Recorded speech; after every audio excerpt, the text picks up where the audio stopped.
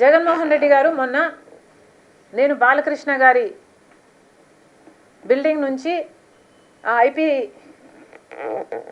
Address నుంచి నా మీద తప్పుడు ప్రచారం జరిగింది అని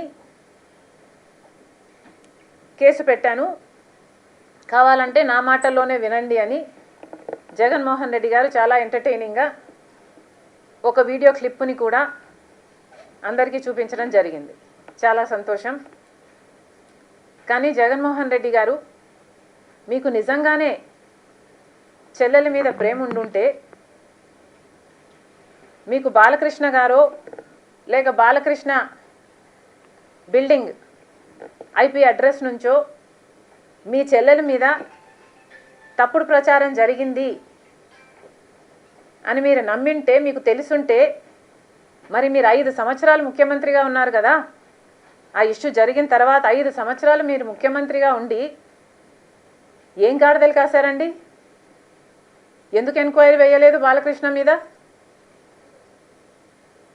మీరు ఇప్పుడు చెల్లెల మీద ప్రేమ ఉన్నట్టు మీరు మాట్లాడుతున్నారే.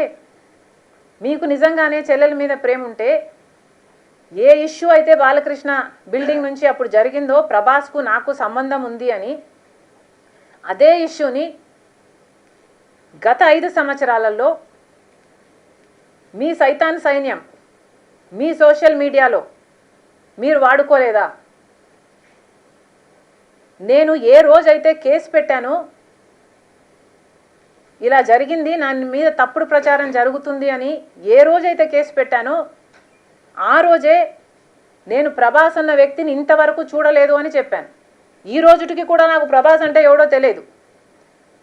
ఈ రోజుటికి కూడా చెప్తున్నా, ఆ రోజు ప్రమాణం చేశాను నా బిడ్డల మీద నాకు సంబంధం లేదు ఆయనతో అని. ఈ రోజు మళ్ళీ చేయడానికి కూడా చెప్తున్నా, నాకు సంబంధం లేదు ఆయనతో. నా బిడ్డల మీద ప్రమాణం చేసి చెప్తున్నా. జగన్మోహన్ రెడ్డి గారికి ఇవన్నీ తెలిసి కూడా